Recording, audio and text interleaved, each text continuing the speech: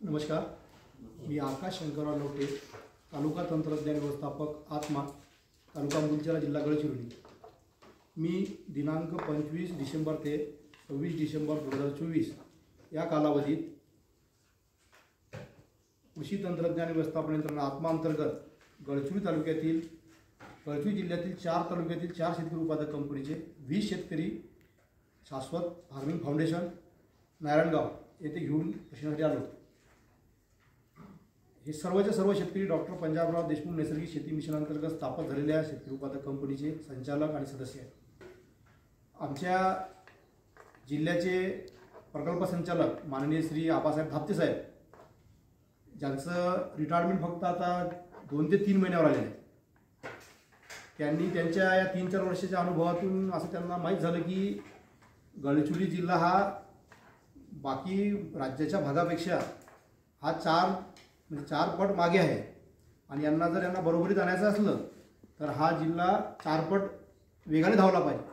म्हणून मागच्या 3 ते 4 महिन्यापासून आमच्या प्रकल्प संचालक आत्मा यांनी NIPHM Hyderabad, farm lab Malegaon जिल्हा वाशिम, त्यानंतर कुरुक्षेत्र हरियाणा, सावली हिमाचल प्रदेश आणि आता शाश्वत फार्मिंग फाउंडेशन नारायणगाव जिल्हा पुणे येथे कंटिन्यू या शेतकरी उत्पादक कंपनीच्या बॅचेस मागच्या 3 ते 4 महिन्यामध्ये सतत त्यांचं प्रशिक्षणासाठी रात्रंदिवस एक करून त्यांनी हे इथे आम्हाला पाठवलेलं आहे। इथं आल्यानंतर आम्ही बघितलं की शाश्वत शेती फाउंडेशन आहे यांचं ते 10 ड्रम थ्रीचं मॉडेल आहे।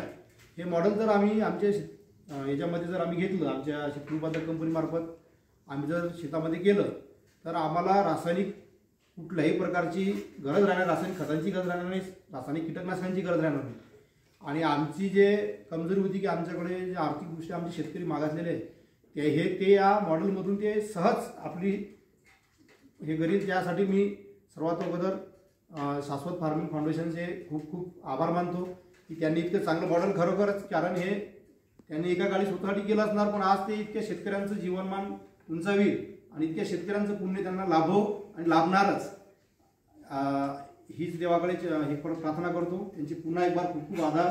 तुम्ही केलेली पूर्ण व्यवस्था खूप छान होती, कारण हे काही गव्हर्नमेंट इन्स्टिट्यूट नाही आहे, कारण आम्ही गव्हर्नमेंट इन्स्टिट्यूटमध्ये गेलो होतो ट्रेनिंगसाठी, तिथे आम्हाला मोठ्या मोठ्या बिल्डिंग्स राहण्यासाठी जेवणासाठी चांगलं होतं, पण एक तुमचं शेतकऱ्यांचं फाउंडेशन त्यांनी एक बसण्यासाठी व्यवस्था, राहण्यासाठी व्यवस्था, जेवण्यासाठी व्यवस्था आपापल्या परीने करून आमचं एक ट्रेनिंग इन्स्टिट्यूट आपण करू शकतो असं त्यांना जे दाखवून दिलं, तर त्यांच्या या कार्याला सुद्धा माझा खूप खूप सलाम, धन्यवाद।